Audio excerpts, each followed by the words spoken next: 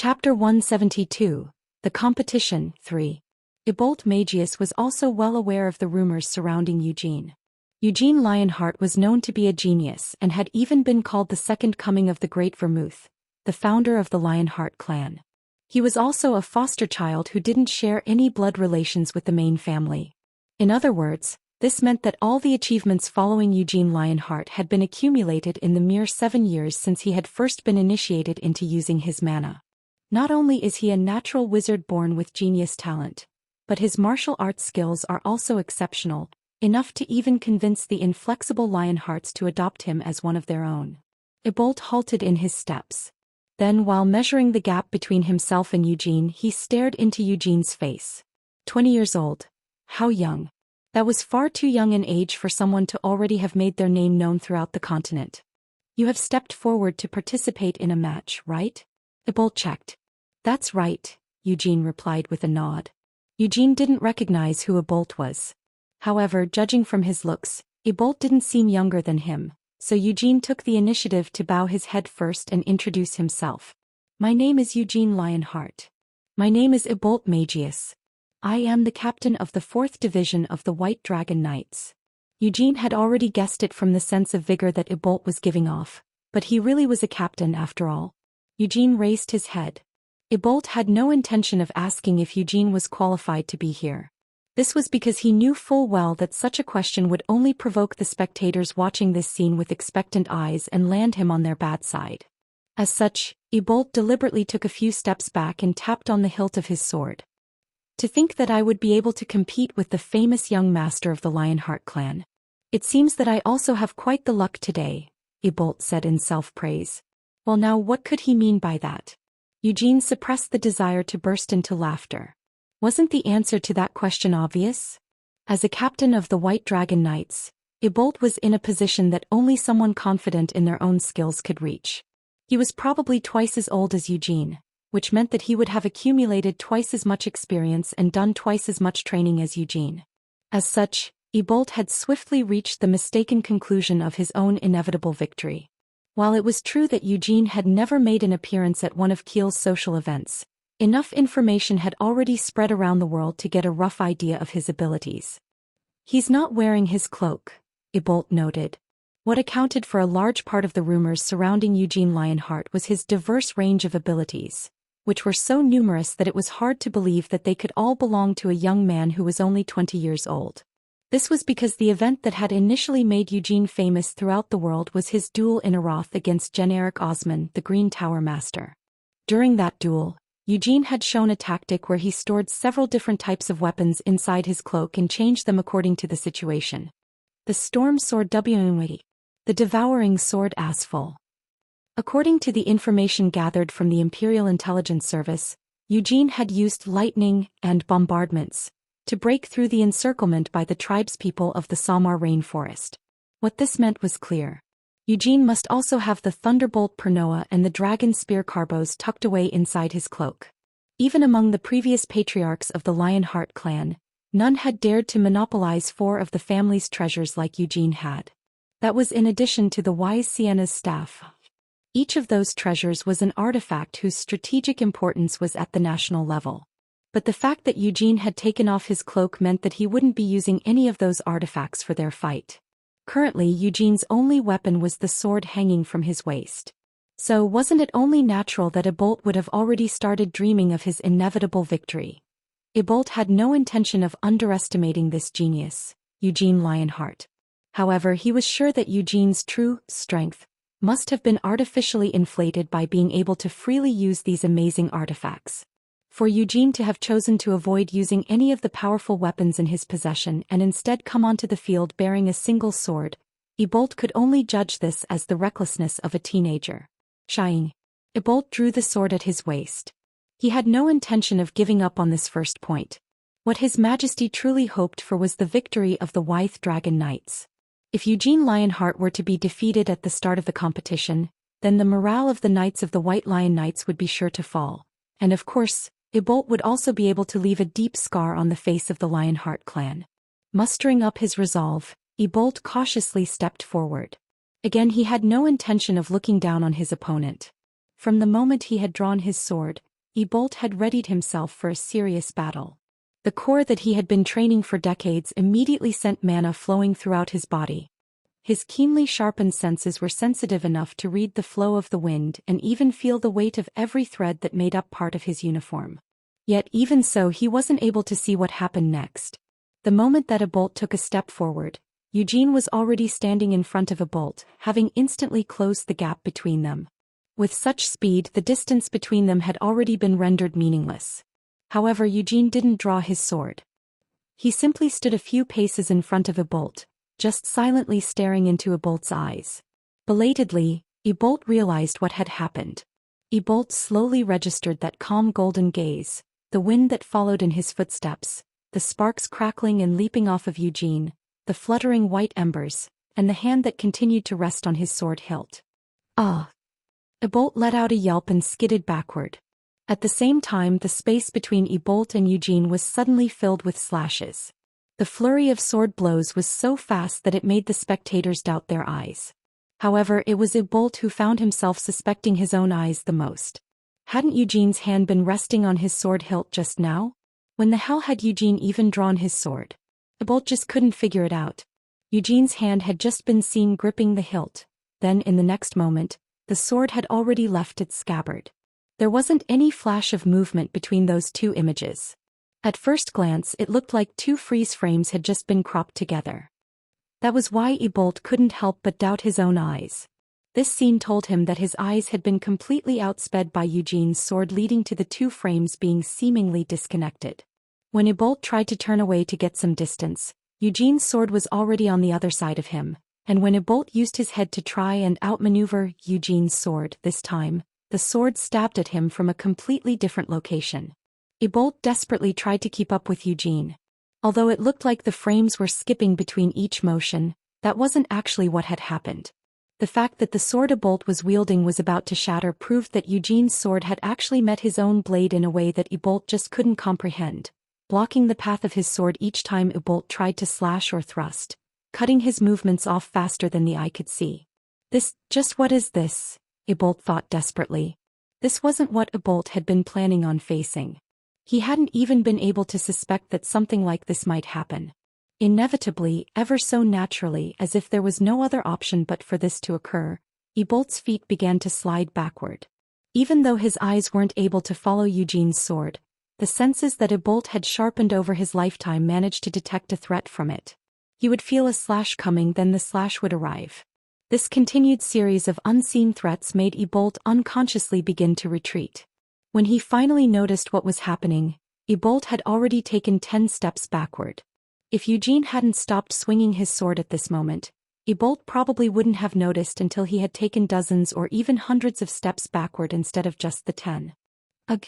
Ebolt choked out a groan. What is going on? What happened to me just now? My head is spinning and my hands are throbbing. Feels like I've just struck something hundreds of times, but I never even managed to push him back once. Instead, I was the one actually pushed back, and whenever I swung. Could this be a spell? A type of mental attack that showed you illusions and disturbed your senses? But Ebolt was well aware that this couldn't be the case. He's just fast. And skilled. Much more than I am. Ebolt finally admitted the truth to himself. His feet, which had only been able to retreat, bravely stepped forward once more. Boom. The ground shook from a strong impact. The mana spewing from his core covered Ebolt's entire body, permeating the space around and adding its own density to the pre-existing mana in the air. This weight then put pressure on Eugene while also adding power to Ebolt's sword swing. Ebolt's slash seemed like it was going to split space itself into two pieces. But Eugene just calmly spun the sword in his grip. Then he waved his sword. Even under such pressure, Eugene's sword was so unrestrained that it was impossible for the added weight to fully hold on to it. His sword was still fast, but unlike before, it was now possible to grasp the true nature of Eugene's slash. It was all because Eugene's mana was flowing through his body at super high speeds. By training his body into a perfect state, he could use the whole force of his perfect body to drastically change the trajectory of his sword multiple times in mid-swing. It was too dazzling for Ebolt. The slash had been created by Eugene swinging his sword just once, but Ebolt couldn't grasp the myriad changes mixed into that single swing. There weren't any pauses in his swing either. It was as if countless slashes had been connected together into one body from start to finish. Eugene's sword had started off with a quick slash, but at some point, the flow of the movement had slowed down, and unlike the light feeling that Eugene's sword gave off, the huge pressure that a bolt had tried to burden Eugene with seemed to have been returned to a bolt. It was as if a massive wave of fog was rolling in on a bolt. There was no way to avoid it. Could he somehow break through? But was there even any meaning in trying to pierce through the fog? Even if he did manage to create a way through the fog, Ebolt's body would have already been enveloped by the fog. Whoosh! Ebolt couldn't advance any further as his body just stopped in place. Nothing appeared to have been sliced off. His sword was fine as well. His sword force hadn't been destroyed either. But for some reason he just couldn't go any further. The sword, that seemed like a wave of fog, had come to a halt right in front of Ebolt. If he had even dared to put up the slightest resistance to it, the entirety of the fog would have wrapped around his body and turned into blades that would mince Ebolt's body. He would have been broken up into dozens or even hundreds of pieces and scattered across the floor. Uorg. Ebolt finally couldn't stand it any longer and bent over to vomit a mouthful of blood. His body hadn't suffered any cuts. However, his heart had been thoroughly mutilated. Eugene's sword had left Ebolt with a feeling of overwhelming despair that he didn't think he would ever be able to overcome. Ebolt gritted out the words, "I've lost." "Thank you for your hard work," Eugene said with a smile as he stretched a hand out to Ebolt. Although he had only reached his hand out to offer a handshake, Ebolt's shoulders trembled unconsciously. It was because of the deep-seated fear that Eugene had just embedded into his heart. "He really is crazy," Carmen commented with a click of her tongue as she shook her head. Since they had fought together against the Rakshasa princess just a month ago, she thought she had a good grasp of Eugene's skills. But had it really only been a month since then? Eugene's growth rate was absurd. Carmen had already had a hard time believing that he could have such incredible skills at his age, but now he had even taken a few steps further. Haha. Gilead laughed, feeling the same sense of astonishment. Unlike Ebolt, he could keep up with Eugene's sword. However, that was just because he was watching it from the sidelines. If he was standing in place of Eugene's opponent and Eugene's sword was coming right at him, would he have been able to see everything without losing track of the blade like he had just now? How amazing, Alchester muttered to himself unconsciously. Setting aside the fact that this was a competition and a peaceful confrontation between their two knightly orders, the skill that Eugene had just shown fired up Alchester's warrior spirit. Alchester deliberately let go of the reins he had been holding onto so tightly. Ebolt, the captain of the 4th Division, wasn't some underdog. No matter which opponent had come out to meet him from the Knights of the White Lion, Ebolt was a master swordsman who should have required great skills to overcome. However, Ebolt had been forced to admit defeat without even being able to swing his sword to his heart's content. If he had had his own way, Alchester would immediately get down from his horse and step forwards to meet swords with that young man. However, Alchester knew full well why that couldn't be the case. "Captain." "I know." Alchester let out a short sigh. He had planted a few decoys amongst the spectators to convince them that it wasn't important who won or lost today.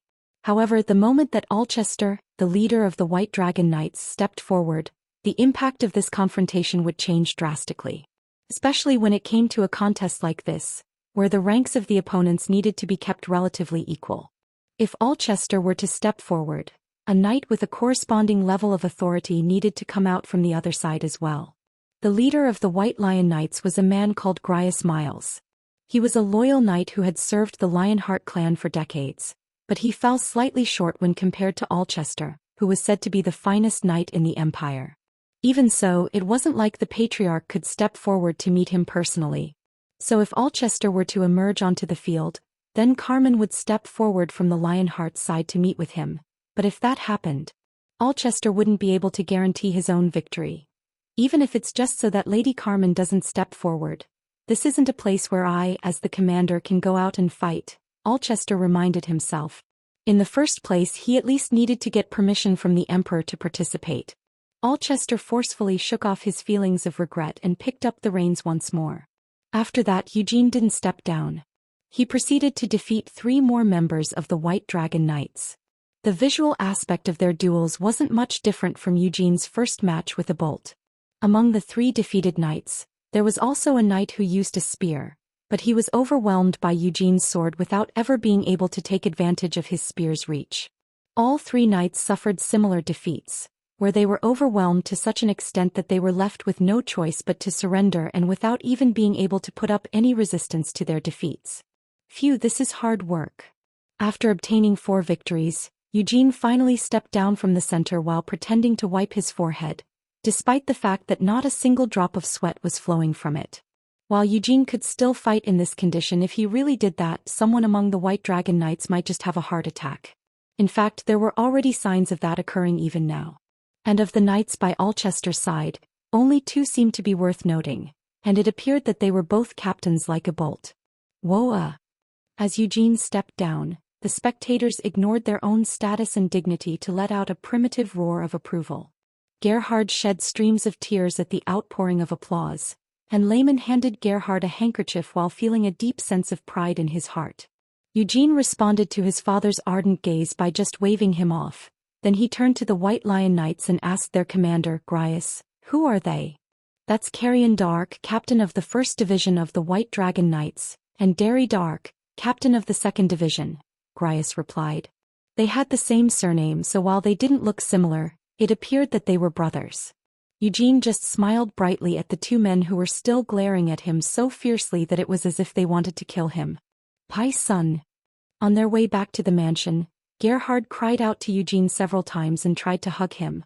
Eugene, of course, hadn't wanted to touch Gerhard's damp beard, which was drenched in his tears, so he summoned some wind every time to push away his father, who kept trying to get closer with his arms outstretched. This made Gerhard feel a complex sense of distress. Before Eugene had become an adult, Gerhard seemed to have been able to embrace his son quite often. In fact, Eugene had never once allowed himself to be hugged willingly, but like all parents, Gerhard was excessively embellishing his memories of Eugene's childhood. "Now he doesn't even use his hands and just pushes me away with a breeze." Gerhard sobbed to himself. Fortunately, the wind was at just the right refreshing temperature. "I was hoping for a complete victory," Carmen grumbled around her cigar as she clicked her tongue. The final result of the competition was 7-3, which meant that the White Lion Knights had won overall. But since Eugene had won 4 times, the outcome of the actual contest between the knightly orders was more like 3-3. "Please don't feel too upset," Gilead assured her. "Our opponents were the White Dragon Knights after all." "Patriarch, don't say something so half-hearted." Apart from Bolt at the start of the competition, none of the other captains even made an appearance, Carmen complained. "But that goes for the White Lion Knights as well. No captains participated except Sir Hazard, and Sir Hazard won his match," Gilead reminded her. "Even so, we shouldn't just lightly accept the defeat of our regular knights," Carmen lectured him. "No matter what, we need to increase their training. Grias, you're old, so you can sit out the training." Pom. As he heard these words that were punctuated by the sound of Carmen's DuPont lighter flicking open, Grias couldn't help but seriously consider how he should respond to this. It was true that after serving the Lionheart clan for decades, he was now a white-haired old man. However, he was actually a little younger than Carmen. Grias eventually decided to say, "Not at all. I'll take part in the training as well." "That's an impressive decision. Starting tomorrow, breakfast, lunch, and dinner will be eaten in hell," Carmen replied with a smile. The truth was that Carmen wasn't in too bad a mood. As her behavior thus far had revealed, Carmen was a person who enjoyed the reactions and attention of the people around her. The applause that had poured forth all throughout the competition, the affirmation of the Lionheart clan's glory and the restoration of their honor, all of these were things that Carmen had enjoyed. Cyan slowly drove his horse over to Eugene's side and asked him with a grumpy expression, "Hey, how did you do that earlier?" "It was in the book I gave you," Eugene informed Cyan. "You just need to follow the instructions and work hard." Cyan's face crumpled into an agonized expression at this reply. The training method that was in the book he had received from Eugene. Cyan was still keeping up with the training plan. But all the methods recorded in the book were hellish ways to torture the core.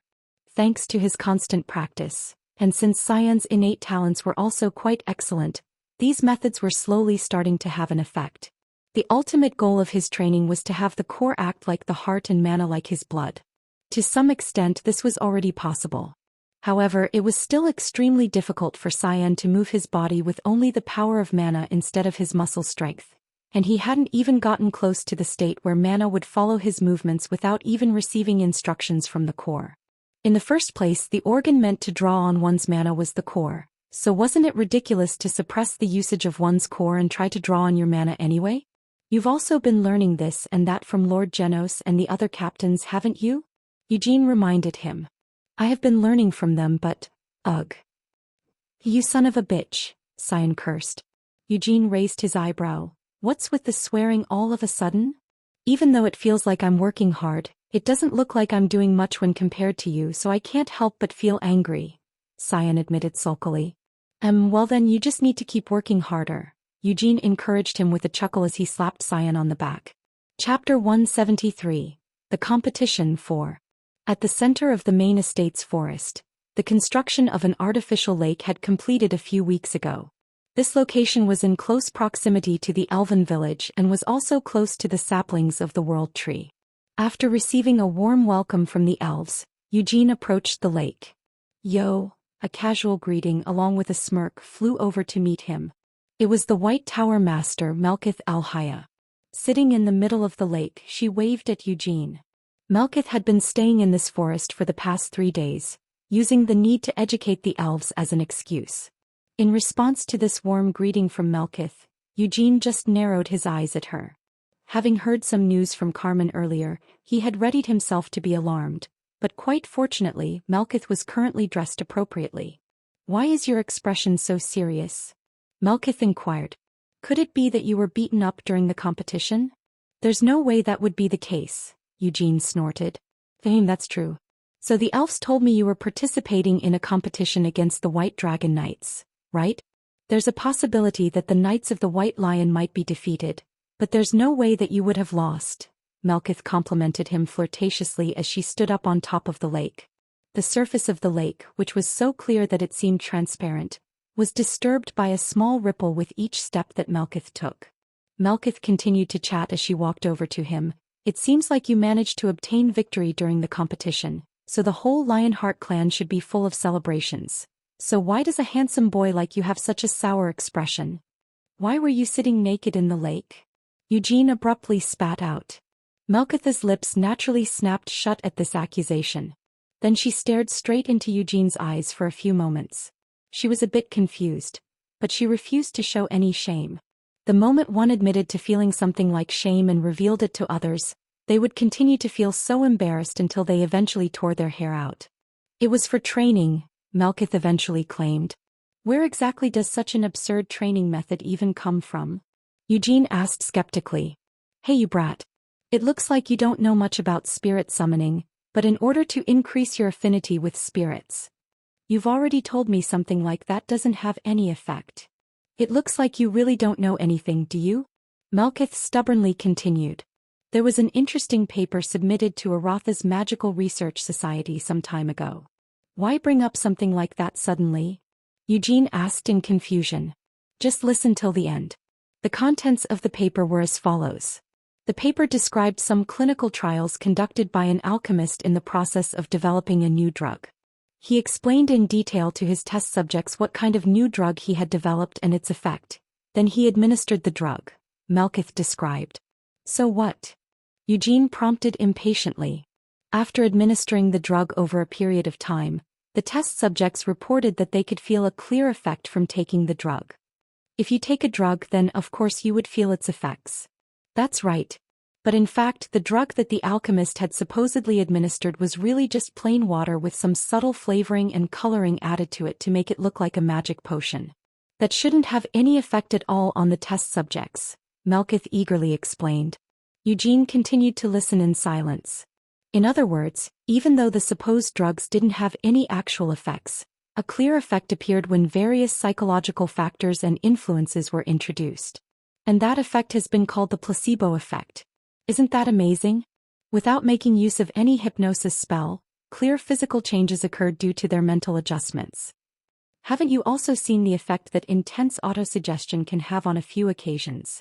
Melkith demanded. Eugene hesitated. Yes. Well? When you tell yourself, I'll do it. I can do it. Even if it doesn't have any physical effect, belief is still very important. Melkith nodded sagely. All right. Eugene nodded along with a wavering expression. So what Melkith was trying to say was that due to something called a placebo or whatever, she was still sticking to a superstition without any obvious effect. But what effect could something like that have on her when she already knew that it was just a superstition? So, have you seen any effect from that training? Eugene eventually decided to just ask. Before I answer that question, I want you to remember who I am. My name is Melkith El-Haya, the greatest spirit summoner in history, Melkith proudly announced. That's right, the spirit princess of the White Tower of Magic. Kyok. In reaction to Eugene's reply, which brought up memories of her shameful past, Melkith covered her ears and let out a scream. While she might be able to ignore other things, it was hard for her to bear the shame of the nickname she had used in her youth. In any case, if you're going to continue your naked meditation, well, just make sure to do so after checking that no one else is around, Eugene requested. Struggling to collect herself, Melkith stammered. You always kept an eye out, though? So who the hell was it that saw me while I was meditating? It was Lady Carmen, Eugene replied. Melkith hissed, so it was her. It's better than being spotted by a man, Eugene consoled her. That woman is definitely going to mock me for this. Melkith growled. Just what exactly did she say about me? She didn't actually say all that much. She just seemed really, embarrassed, Eugene reported as he cast a spell that wrapped his body in a transparent bubble of air. Seeing this, Melkith's eyes narrowed as she muttered, Really now, how interesting. What is? While wandering through this forest, I've also been diligently practicing my spirit magic like I did in my energetic youth. But even so, the spirits of the world tree still haven't chosen to dwell in me like they have with you, Melkith complained. Eugene didn't bother to reply to Melkith's regretful mutters. Even he couldn't explain in detail why the spirits of the world tree had chosen to reside in his body. Was the white flame formula just special? Or was it because Eugene had been born with a natural talent for mana manipulation? Could it be a side effect of the ring flame formula that was formed by grafting the eternal whole onto his circles? Asha had been made with a dragon heart. Could it be thanks to the staff's ability to detect all magic? Or had he somehow acquired an affinity to spirits after making a contract with the wind spirit king Tempest? Every one of those reasons seemed plausible. The fact that the lightning flame had become one with the spirits of the world tree and melded into Eugene's mana might actually be a special benefit caused by an interlocking of any number of these different factors. Perhaps, it might even be a unique blessing, Eugene considered as one of the possible factors. He had visited the elven domain that lay deep in the Samar rainforest. He had entered the empty city of the elves, discovered the world tree standing tall in the middle of the lake, and found the elves that seemed to be sleeping within, as well as one who was sealed away with wounds that were almost certainly fatal. He had finally reunited with Sienna, who was only being kept alive through her connection to the world tree. Eugene had experienced a genuine miracle there. Anise, who was somehow connected to Christina, had spread her 8 angelic wings. Thanks to the miracle that Anise had performed there, Eugene had met Sienna in the world of their consciousness. If it's the protection of a spirit, was it Anise or the world tree that bestowed it upon me? Eugene silently wondered. He might not know the specific cause of the phenomenon, but the fact that the lightning flames had merged with his mana was a pure benefit to him. Don't follow me, Eugene instructed. Of course I won't follow you. Even if I do, I only end up getting boiled, so why would I needlessly follow you? Melkith fired back in response as she stepped backward. I've told you this so many times, but that cloak still belongs to me. There are only 6 years left until I get it back. If you even get it wet, I'll... Adding a demonstration to her threat, Melkith clenched her fists together tightly and made throat-wringing motions. After scanning his surroundings, Eugene slowly walked onto the lake. His feet didn't make the slightest ripple when they stepped on the surface of the water, and before long, Eugene was standing in the middle of the lake. Do you know how to swim, Sir Eugene? Mare poked her head out from inside the cloak. Eugene laughed at Mare's wicked expression, knowing exactly what she was thinking. The sea route leading to Helmuth was extremely rough. The skies over the sea were so smothered with dark clouds that the sun couldn't be seen, and the hero party thought that the raging waves and storms would never end. Hamel, who had just become a member of the hero party, had a reputation for being mean and ferocious, even compared to other mercenaries. However, even Hamel couldn't indulge in his impulses and run wild in those rough seas. The reason for this was simple: Hamel didn't know how to swim. Every day during the fight against the assaults of the demonic beasts, Hamel would let out a scream and fall into the sea. It couldn't be helped. At that time, Hamel was so weak and incompetent that it was hard to even consider him a member of the warriors' party. "Help me, Sienna." As he fell into the sea and began to drown, Hamel would call out the wise Sienna's name as he struggled. "I'm very good at swimming," Eugene informed her. "I know you're just saying that because you're embarrassed," Mare stated smugly. "No, I mean it truly. The contents of that fairy tale, well, most of it is a clever mix of truth and lies. I wasn't the one to fall into the sea, it was Sienna," Eugene revealed. "What?" Mare gasped as her eyes widened. While she was chattering away and flying over the sea, she was attacked by the black wizards hiding beneath the water's surface and was hit by a mana backlash. Then when she ended up falling into the sea, Hamel recollected that moment with a smirk. Hamel, save me," she called out helplessly with a foolish scream. In fact, Sienna hadn't let out any sort of scream. Sienna had already lost consciousness when she fell into the sea. If Hamel, who happened to be nearby, hadn't thrown himself overboard, Sienna would have been torn to pieces by the whirlpool raging in the sea below. The truth may have been like that, but Eugene calmly chose to tell Mare a lie. Since it was Sienna's fall in the first place for tarring Hamel with the disgrace that she had suffered, Eugene, as Hamel's reincarnation, felt he had the right to take revenge on Sienna. Just think about it. Wouldn't it be strange for Sienna, who grew up in a forest far away from the sea, to know how to swim? Eugene pointed out. "There's nothing that Lady Sienna can't do," Mare desperately stammered. "Yeah, no," Eugene snorted. "There were so many things that Sienna didn't know how to do. She couldn't swim, she couldn't sew, and she wasn't even very good at cooking. Did you know? Even Vermouth had times when he had to force himself to eat Sienna's cooking with a straight face. The truth was that she hadn't been that bad. It was true that she had been the worst cook in the party, but Sienna's cooking had still been somewhat edible. However, why should that matter? During the time when Hamel was gone, Sienna had written that fairy tale all of her own volition and sprinkled it around the world, so all of this was just the karmic backlash that Sienna needed to reap for doing something so embarrassing. Eugene continued, "Want to know how funny Sienna looked when she was finally pulled out of the sea? Her whole body had been drenched in seawater." Mare's lips started to tremble as she quickly stammered. Did you give her artificial respiration?" Eugene frowned. "What are you talking about?" "Since she fell into the sea, of course she would have swallowed some water. Oh, she must have stopped breathing, right? So, then you must have had to give her artificial respiration." Mare's cheeks turned red as she trailed off in embarrassment. Eugene cleared his throat and corrected Mare's wild imagination. "I didn't give her artificial respiration. I just wiped away the blood that was pouring down from both of her nostrils." To think Mare would come up with the idea of giving Sienna artificial respiration. There was no way that Eugene could go so far with his lies.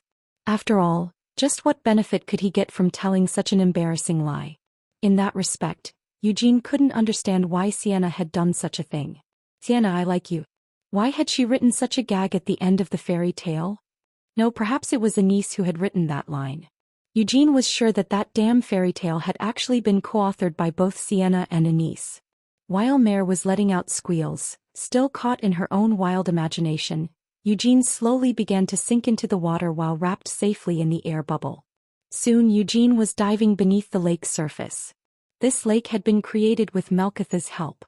They had widened and deepened the small body of water that had already been there. The construction of the lake had already been an addition to the main estate's forest development plan, but thanks to the help from Melkith, who had signed a contract with the Earth Spirit King, the development of the forest had been completed in a much faster time frame than expected. That was how this artificial lake had been created. Eugene continued diving deeper into the water, passing several fish swimming in the water body. At the bottom of the lake was a small underwater cave that led elsewhere. The cave hadn't been created by Melkith. After the bottom of the lake had been dug up and the ground compacted with the help of the Earth Spirit King. A number of roots had dug down through the forest's floor and emerged at the bottom of the lake, forming this cave. Eugene reached out to touch the intertwined roots at the entrance to the cave. Crackle. Inside the bubble of air, Eugene's mana gave off a spark. Without any input from Eugene, the lightning flames that were merged into his mana began to flow out of the air bubble. The knot of roots slowly wriggled open. The cave entrance that appeared was just wide enough for a person to pass through it. The existence of this place hadn't been revealed to anyone, not even to the main family. In the first place, Eugene was the only one who could open the door to this cave. Malkuth had been the first to discover this cave, but even she hadn't been able to open it. Although I've already been here several times, this is quite the mysterious place, Mare muttered as she poked her head out of the cloak and gazed upwards. In this passageway full of water, the ceiling directly above them wasn't made of soil or rocks but of roots. As they kept traveling down the passageway, they soon left the lake behind them and arrived somewhere below the forest. Now that they were standing on the ground instead of floating in the water, Eugene popped the air bubble. Several types of roots and soil had intricately intertwined to form the walls around this place. This place had been created by the roots from the world tree saplings once they had reached the bottom of the forest floor. This place also touched upon the Lionheart clan's ley line. As Tempest had once guessed, the roots of the world tree saplings had also connected themselves to the artificial ley line created by Vermouth. Thanks to this, the Lionheart clan's ley line now had an even greater amount of mana than before, and there was enough thick mana floating above ground to make the whole forest feel like a ley line. But this underground cave was filled with pure mana even thicker than that found in the forest or at the Lionheart clan's old ley line. At the same time, the spirits of the world tree were most in harmony with the mana here. Eugene could open the door formed by the roots and enter this cave because the spirits of the world tree that had combined with the lightning flames and merged into his mana were able to communicate with these other spirits. "Do you think it will be today?" Mare asked. "Probably not," Eugene replied as he sat in the middle of the cave. Even without circulating the white flame formula, the spirits of the world tree that were harmonizing the mana here began slowly sneaking up on Eugene. Mischievous and cheeky spirits like these could be seen wandering around the entire forest. Even though they wouldn't come if he stretched out his hand and called to them, they were always lingering in his surroundings as if they couldn't bear to go too far from him. Though, as primitive spirits, the spirits of the world tree shouldn't even have an ego. In other words, the movements of these spirits had nothing to do with playfulness. If that was the case, then I shouldn't be trying to control them using my will. Since his previous life, Eugene had never encountered an obstacle in his mana manipulation skills. Spirits could be considered to be another form of mana. And among these various types of spirits, as the world tree was spiritually powerful enough that the elves had religiously worshipped it, the spirits of the world tree were independent beings that not even the other spirit kings could control. In other words, if even the spirit kings weren't able to control them, it was impossible for Eugene to control these spirits. But what if he asked for their help instead of commanding them? If he wanted harmony and cooperation instead of domination? Fwoosh! A warm flame enveloped Eugene. He closed his eyes and sensed both the spirits of the world tree and the mana within this cave. Mana continued to flow out, from the ley line created by Vermouth. The spirits dwelling within the roots of the world tree saplings also gathered. Currently, Eugene's progress in the white flame formula was at the 5th star. It won't be today, but Eugene was confident that sooner or later he would vault over the 5th star and reach the 6th star. Chapter 174, Leo Dragonic 1.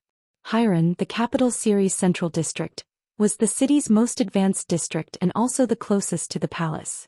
This district was for the rich. The prestigious noble families and the families who had accumulated wealth through trades lived in Hiron. Although the Lionheart main estate was on the outskirts of the capital, the Dragonic estate was in the center of Hiron. The Lionheart's first ancestor, the Great Vermouth, had naturalized to the Kiel Empire 300 years ago and worked as an archduke of the empire. Strahd I, who was the Kiel emperor at the time, desperately wanted the hero to become his guard and live in proximity to the palace. But Vermouth rejected the emperor's desperate plea and mostly stayed in the castle on Mountain Uklas, which was located in the southernmost part of Kiel. When he had gotten too old, he returned his title of Archduke bestowed by the emperor and spent his remaining life in a mansion inside the forest, which was now the Lionheart's main house. Unlike Vermouth, Oryx Dragonic had never gone to Helmuth even though a full-scale war against the Demon Kings was going on. Ever since he had arrived in Kiel, he continued to protect Strahd I and worked as a commander of the White Dragon Knightly Order. For over 300 years, the Dragonics had made their name as the prestigious noble family and the best knight family in Kiel. Not all patriarchs had become the Emperor's Guard, but the Dragonic family had produced many good knights. Those knights were considered to be one of the best on the continent.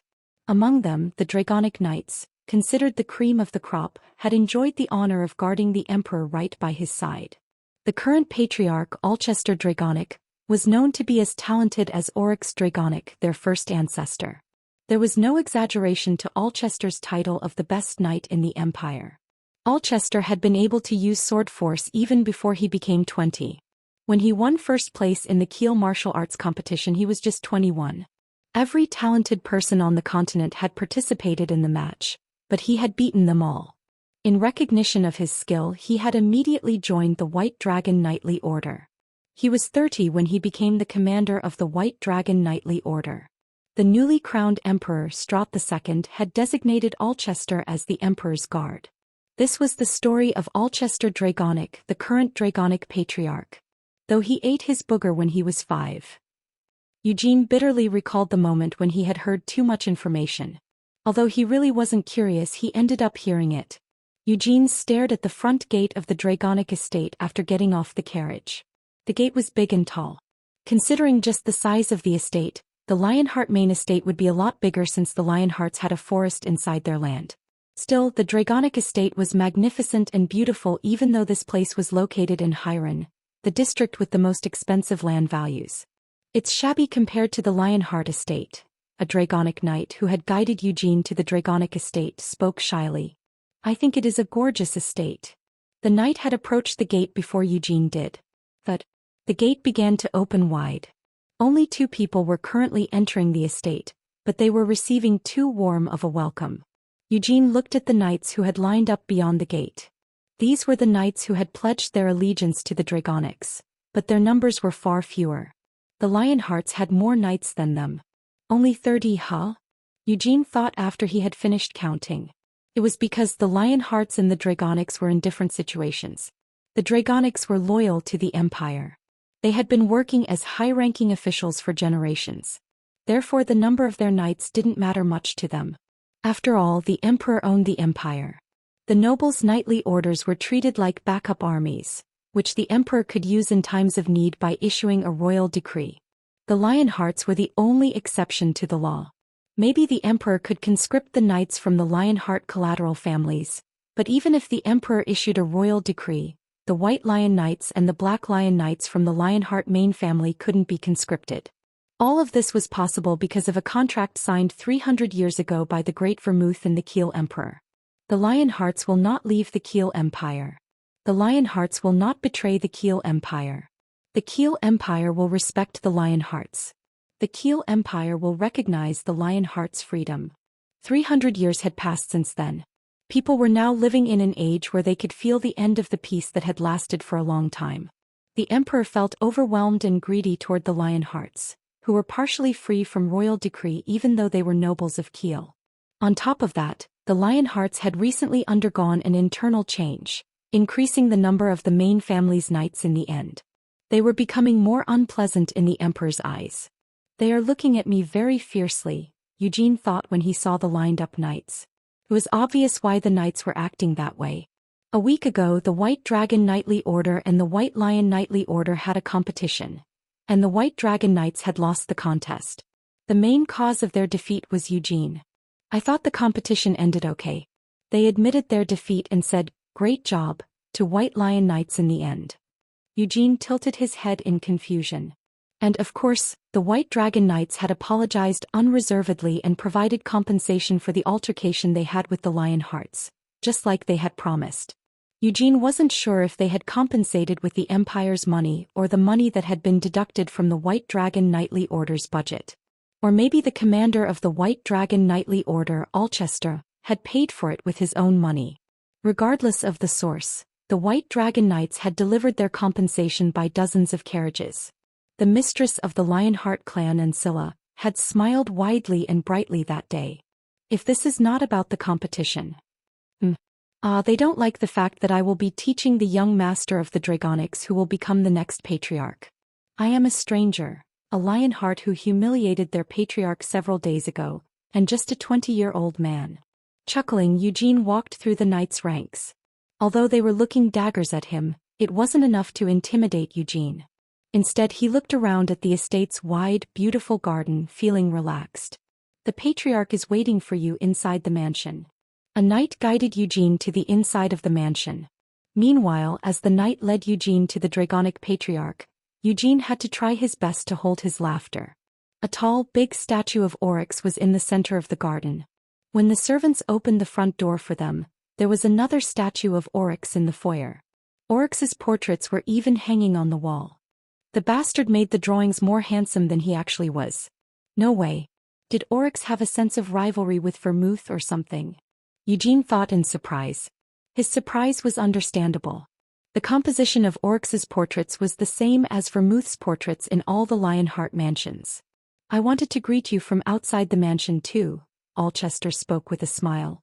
He stood up right away when Eugene entered his office, which was located on the top floor of the mansion. But too many people, from my steward, subordinate knights to my wife, dissuaded me from doing so. I didn't think it would be a big problem, but they thought it wasn't good for me, the patriarch, to come to meet you, Alcester said as he gestured Eugene to sit. No wonder the knights looked at me with fiery eyes, Eugene joked, sitting on the chair that Alcester had pointed at. Unlike Carmen's excessively decorated office, Alcester's office was very neat, almost to a level that could be called plain. If you felt it that way, they must have behaved rudely to you. You are the Dragonic's guest. I'll apologize on their behalf, so please don't be too upset. Upset? Not in the slightest. Eugene waved his hands. Keeping his smile, Alcester personally poured Eugene a cup of tea. It didn't seem like he had designs on Eugene. Alcester's smile was natural and pleasant, even in Eugene's eyes. I didn't know you would make such a request, Alcester spoke delightedly. Of course, Alcester was having fun. He had received 2 letters from the Lionhearts 4 days ago. One was from Gilead, the Lionheart patriarch. In his letter, Gilead had extended an olive branch, asking Alcester to forget about the competition's result since it was over and the altercation, which was the cause of the competition. Gilead even offered to resume communication between the 2 knightly orders and between the 2 clans. Carmen Lionheart had sent the other letter. After mentioning the time she had stayed at the Dragonic estate in the distant past, she had requested to let Eugene Lionheart train at the Dragonic estate through the letter. Gilead had also made such a request at the end of his letter. I have a son who turned 10 this year. Alcester proceeded to the main issue, Leo Dragonic. Yes, I heard about him. My son. His name is Leo. I'm not just saying this because he is my son, but he is quite talented. Although he began to study mana control 4 years ago, he can already use a little bit of sword energy. Alcester spoke calmly but was unable to hide his prideful expression. Soon he looked a little embarrassed when he realized that the most outstanding genius of the Lionhearts was sitting in front of him. Forgive me. I had my son during my later years. I can't help but brag about my adorable son. Is that so? Eugene half-heartedly nodded. Eugene, I have seen your ability with my own eyes a week ago. There are many good knights among the Dragonics family. But I believe Lady Carmen made me who I am today with her lessons dozens of years ago. Alcester closed his eyes as he set a teacup to his lips. It didn't take long for him to reminisce about the past and recall that moment when he was 5. I was 5 at the time, but my memory is still clear. When Lady Carmen had come to teach me, she was 17. Well, she wasn't really different from now. Eugene stayed silent. Is he saying that in a good way? He seriously wondered. During her lessons, Lady Carmen was strict and unique. Some may use the word peculiar. However, it does not change the fact that her lessons are the basis of my ability. I hope you can be such a teacher for Leo. I will do my best. Eugene nodded. Of course, I will also try to teach you something new. Even though I wonder if I have anything new I can teach you right now. Alcester meant what he said. In the competition that had taken place a week ago, Eugene had practically played Ubolt, captain of the White Dragon Knights. They weren't using the full extent of their abilities, but their battle was enough for Alcester to see Eugene's ability. His skills were mature, no perfect. When Alcester had studied Eugene's movements one by one, he couldn't find a single area where Eugene needed improvement. He used his techniques with versatility. Although he was controlling mana with a rudimentary method, the level of his control was advanced. His body and willpower enabled Eugene to have an extremely high level of mana control. Alcester couldn't believe a 20-year-old man was able to do so. Besides, he must already be an expert in magic. He is indeed a genius. The genius among geniuses, Alcester thought as he scanned Eugene. If he didn't try his best, Alcester wouldn't be able to teach anything to Eugene. In order to teach that unfairly smart genius, Alcester had to show Eugene what he got. Alcester was more than willing to do so. The Emperor seemed like he had some complaints against the Lionhearts and Eugene, their rising star. However, Alcester wanted to teach and exchange knowledge with Eugene as a knight and a senior in martial arts. He also hoped his only son idolized Eugene and tried to take after him. "I'm glad we were able to confirm that the Rakshasa princess went out of our country," Alcester mumbled, putting down his teacup. "Although I never thought she would use a wagon to move around. No one would have thought so. She was the Rakshasa princess, Iris, a living legend since 300 years ago, an adopted daughter of the demon king of fury, the first dark elf, and the only being able to corrupt elves. There was no way that anyone thought such a being would hide and move around in the back of the shabby wagon that wasn't even hers. She did catch everyone off guard, yes." Eugene was also baffled to hear about Iris' escape method. He had thought Iris would live up to her title and use elegant ways like taking over some city's warp gates. Regardless of people's expectations, Iris had hidden in the back of the wagon and tried to sneak into a merchant ship. On top of that, she had gotten caught when the harbor inspectors had checked the ship's luggage. But she succeeded in the end, right? She seized the ship and set sail. Eugene shrugged. He didn't know why Iris had put herself out to sea. However, he did hear about what had happened in Helmuth. Before the Kiel Empire could make a formal complaint to Helmuth, they had notified Kiel about how Iris had gotten banished from Helmuth since she had lost in a territorial war. I don't know if she was really banished, but they sure don't want to take responsibility for the trouble Iris caused. Eugene clicked his tongue mentally. The queen of night demons, Norgiabella, the damned succubus, crossed Eugene's mind. Since Iris had become stronger over the 300 years, Norgiabella must have also gotten stronger. Eugene was reaching the level he had achieved in his past life at a rapid pace. However, he knew that wasn't enough. That was why he had learned abilities that he didn't have in his past life. Therefore, Eugene didn't doubt himself. Eugene had sowed seeds and those seeds were growing. He was certain he would transcend Hamel's level when those seeds bloomed completely. Eugene had visited the Dragonics to try to contact the dragon that had approached Carmen dozens of years ago. Eugene wasn't sure who the dragon was, but dragons were so advanced in magic that they were called the race of magic. Their Draconic created magic that didn't exist in the world. When dragons spoke using Draconic, they made everything come true. Since their magic system differed from ordinary magic, dragons did not require formulas. Humans were not able to use Draconic. Only dragons could cast this magic. Then would non-dragon wizards never be better than dragons? No, Eugene knew a human wizard who was better than dragons, Sienna Meridian. She had banished Black Dragon Rhyzakia to the Dimensional Rift even though she was dying. "I can't search inside the Dimensional Rift with my magic." Eugene tousled his hair. It was too risky to barge into the Dragon Demon Castle in Helmuth and track Rhyzakia down. Therefore Eugene needed this dragon. Even Lovelian, the Red Tower Master, wasn't able to search inside the Dimensional Rift. No magic in the world enabled wizards to do so. However, a dragon might be able to locate Rhyzakia in the Dimensional Rift. Will the dragon cooperate? Mare asked via their mental connection. She didn't stick her head out from the cloak this time. She liked to walk with her feet, but she also liked to comfortably sit inside the cloak and look at the outside view through the cloak's gap. Mare fidgeted with Eugene's fingers as she continued. "Lady Sienna didn't talk about dragons much, but I know quite a lot about them. They are a greedy, arrogant race, right? Dragons are arrogant because they know they are powerful creatures. Well, they are a bunch of lizard bitches if that is the only reason. The main reason why dragons are revered is that they don't run away in times of need," Eugene replied. "What does that mean?" "I mean it literally. Do you know what noblesse oblige is?" "Don't look down on me." In fact, I'm in real shock because you are using that word, Sir Eugene. What do you take me for? Eugene pinched the back of Mare's hand. She had kept fidgeting with his fingers. I have studied a lot since I was young. Anyhow, dragons usually ignore humans and other races because they think we are inferior to them. However, they always step up first if the world is about to be fucked. They had also stepped up 300 years ago. When people had been completely at a loss for the sudden invasion, dragons had been the first to fly to Helmuth and begin to fight against the demon kings. Dragons and the demon kings are a bad match. Similar to how elves could be corrupted by demonic energy, dragons were also negatively influenced by demonic energy. In the end, the dragons had lost to the demon king of incarceration and were massacred by the demon king of destruction. That was why they couldn't play a starring role during the war 300 years ago. Dragons learned that they couldn't win in fights against the demon kings.